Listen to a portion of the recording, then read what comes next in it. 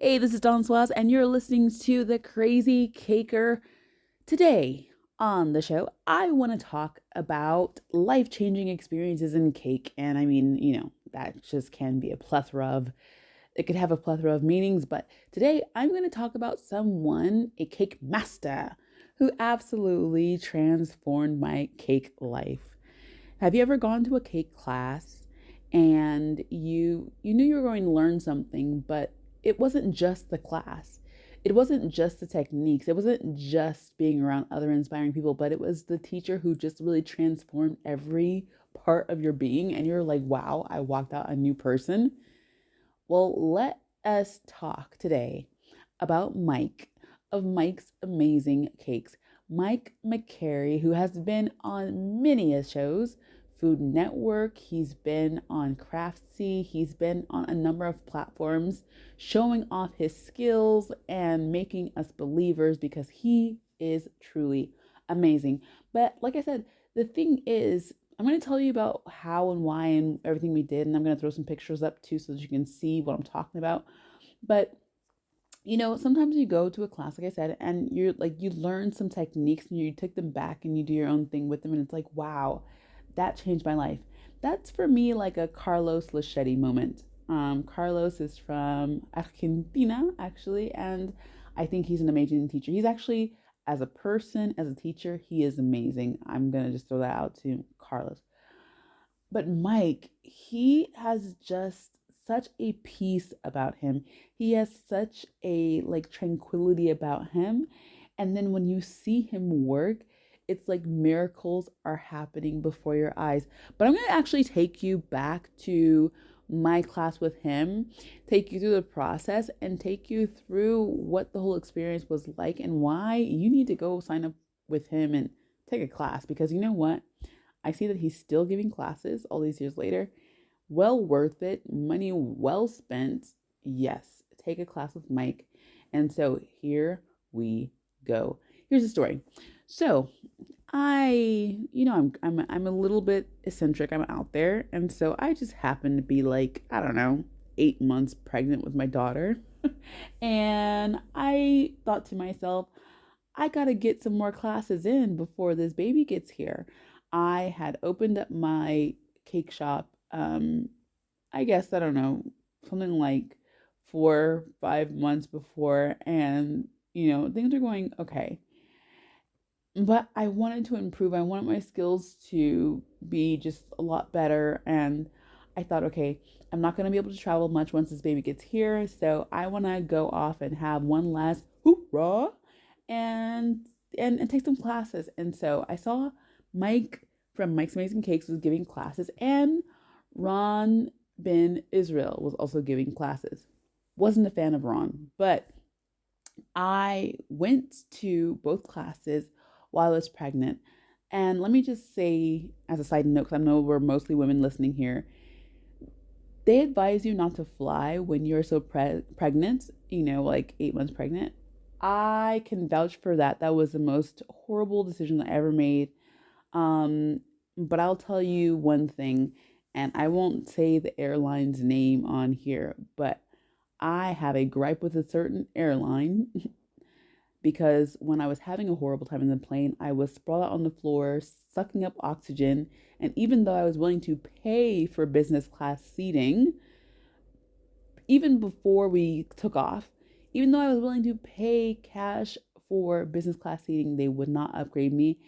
And I'm not going to say that it's racial, but I'm not going to say it's not. Anyway, moving on.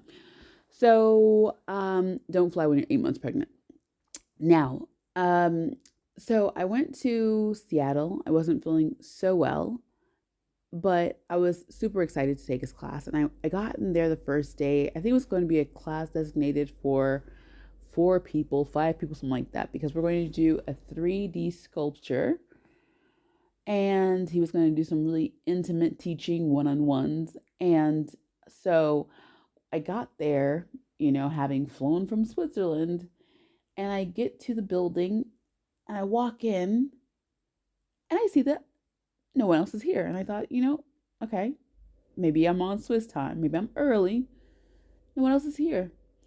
So Mike comes up and greets me, and he's like going in for a hug, and I'm like, hi, wave hi, shake hands. I'm Swiss now. But he was instantly very, very warm, very inviting. Um, and then he told me the most wonderful news that I could have ever, never expect. He told me, you know what? Actually, it's just me and you for these 3 days. Oh my gosh, I almost freaked out because I admired his work from afar, and I'm like, oh my gosh, I am going to be able to get one on one attention from Mike. Now, here's a little side note and a little moment of honesty. During this quote class, I didn't really do a ton of work, and I'm going to show you some pictures, and I'm sure you can see that that was not all me. But I didn't do a ton of work. What I built was a Corvette, which was inspired by my dad's Corvette at home, and then my then storefront. And we did this beautiful piece, which I then gifted to my father, and he kept until it decomposed. But I didn't do much work. Still, however, I was so flipping excited to be there with Mike. So he takes me back to his workshop, and I was amazed to see the workshop. Every bakery is very different. Every bakery has its own kind of energy behind it. It has its own layout. People work in very unique ways, and so I was very interested to see. His was a very open plan place. They have a huge fridge, but nothing in particular that was very fancy or pretty or whatever. Very much a man's bakery. Um, and like I said, nothing very special. So I get in there. He lets me pick out my design, what I want to do, and you know, we start chopping up the cake, and he starts giving me tips or whatever. I want to say though, some of the tips that he gave me that really helped me that I use today were number one, how to make a laminated template. That was amazing. You take, those thick rolls of see-through transparent tape, and you just tape the front and the back of a printout. You cut it out, bam. You don't need a laminating machine. And I was like, wow, that's amazing. I didn't know you can do that. I have used that so many times. Like that alone, that trick alone has like paid for the whole class itself. Another tip that he gave me, which transformed my whole business and life, and it's such a simple thing, but I didn't know that was possible before. He showed me how you can microwave fondant for just a few seconds, slap it in the microwave for a few seconds, and then it takes the kneading time down to like nothing. So when you spend, that 2, 3, 4 minutes kneading the dough so that it can get warm so that you can actually roll it out, you need about a fraction of that time when you microwave it. And the thing is, I've been anemic for a good part of my life. And so warming up fondant was a big challenge for me, especially if I needed a big piece. So that tip was life changing. It doesn't even ruin the fondant because you put it in there for such a short amount of time. You zap it, no more than like, I guess 3 to 5 seconds, and then you just take it out. You put it in, you take it out until it's warm enough and elastic enough so that you can actually use it. Life changing tip. Oh my gosh, a life changing tip. And so he had all kinds of nuggets like that to share with me during our time.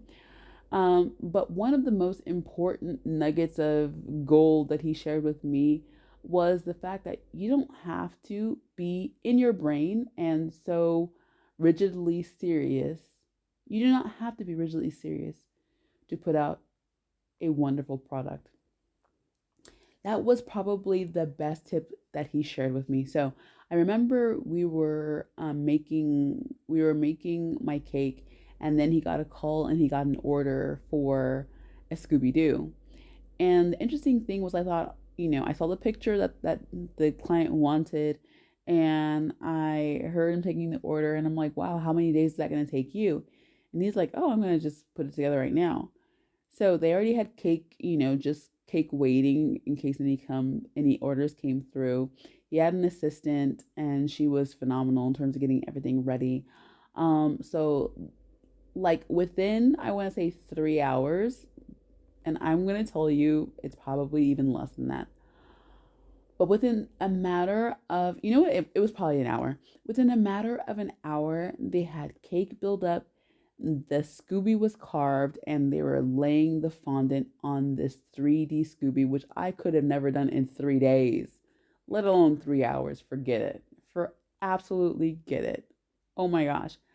I marveled at the sight of him throwing everything together, and I just thought, this cannot be happening. Like at that point, I want to say that I had already been to Karen Porleo's class in the Netherlands, which was phenomenal, by the way. She is such a cool gal. I loved being around her. But she's very meticulous about her work. You could tell that she's classically trained. Mike, however, he has absolutely no finesse. When you see him putting a cake together, it looks it looks, I want to say diabolical. No, it looks archaic the way he is slapping stuff together. It looks like if you were to look at him from behind that he would be massacring a cake. But then you come to the front and you see he has made the most amazing piece of art you will ever witness in your life. And it's so lifelike, it breathes, it's cartoony, it's imaginative. I love it. And I remember as I'm watching him like throw this cake together in the most masterful way, I remember saying to him, like it was yesterday, saying to him, "Do you not care about your job? Like why do you slap it together like that?" And I'm saying that in a very judgmental way. However, what I'm seeing, like my brain can't even compute or understand what's going on, because even though he's slapping this together in a way that I've never seen, not even on TV before, it's of such a particular and high quality. I had my thoughts about what it should be, but it wasn't that. It was amazing. And I remember him laughing nervously, saying, "I care about my work. I mean, I work fast, but I want it to look good, of course." And he said it in a way that was just insulted. He was confused, but he was also very certain that he does quality work. And he does do quality work. That thing was done by the time I had left there, and we were already late in the day. I was, like I said, I was absolutely amazed. He had airbrushed, he had, sculpted from scratch a Scooby Doo 3D character that just had all the life to it. And it was amazing. And that third thing is probably the most important thing that I learned. There's no way in particular that you don't have to be serious. You don't have to be fun. You don't have to be lighthearted. There's no way that you have to be to make a fantastic product. And that might be a little bit confusing to you. So let me just break it down in another way. I remember when I was growing up and, I grew up in a very blue collar situation. I used to think, okay, the smart people, the rich people, they have glasses. They hold their heads like this. They hold their shoulders like this. And you have to be like this. And you have to laugh like this. And you have to talk like this. And you have to walk like this. And you have to hold your silverware like this. And it was all very superficial about how, wealthy, well-to-do people act and compose themselves and how they are, right? And I think a lot of us, I'm not alone in this, I'm sure, but I think a lot of us look at the surface of what these people are and try to mimic those things to be more like the people that we want to be. And so when I was watching Mike, it was just the ultimate antithesis of what a masterful artist works like. You would never see someone on TV working like that because it just looks ugly. The way he works looks absolutely atrocious. It looks ugly. But the actual result of what he does is phenomenal. And I want to just say a shout out to Mike McCarey. You are such an inspiration.